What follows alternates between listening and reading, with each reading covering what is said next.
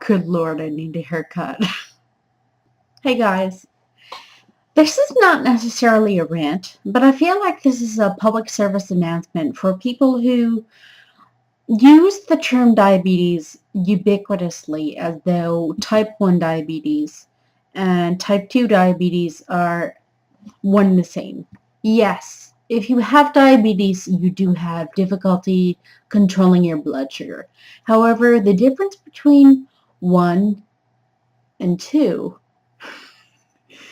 is easy to understand, in my opinion. Well, I speak biasly because I have type 1, which at the time when I was diagnosed in 1985 was called juvenile diabetes, which is no longer the case.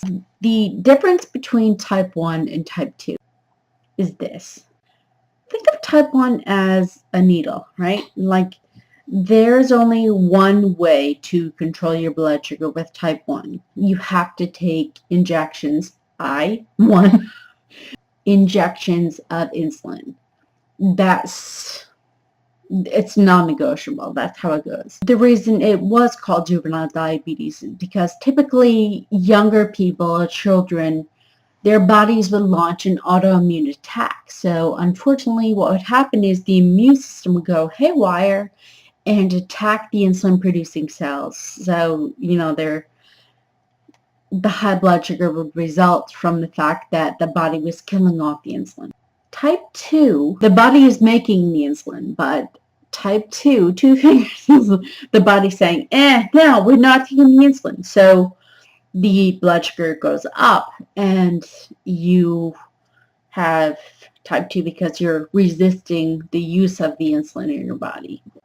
When you're diagnosed with type 2, your doctor may send you off with a warning like, you need to watch what you're eating, you need to exercise more. Type 1, it's insulin or no, you go no further. But type 2's also the other thing that you have when your body starts resisting the insulin is you may learn that you have what's referred to as prediabetes. In type 1, there is no prediabetes. It's like, boom, you got it. There's no pre-gaming for it. Type 1, it's injections or game over.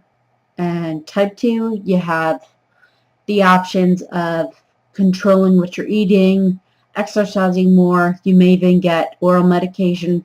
They do have some, they may tell you to start on insulin or whatnot, depending on how far along in the game you are. However, when somebody comes, and it's usually well-intended, but when somebody comes at you with saying, oh, I have a friend who had diabetes and they were cured.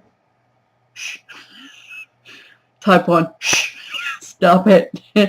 We're not there yet. We're still working to get there, but we're not. And at the very same token, if you have type 2, you may very well have been able to put your body back on track to normal glucose regulation, which is quite possible. I do know of someone who was told by their doctor, you're running high sugars. You got to watch your sugar intake.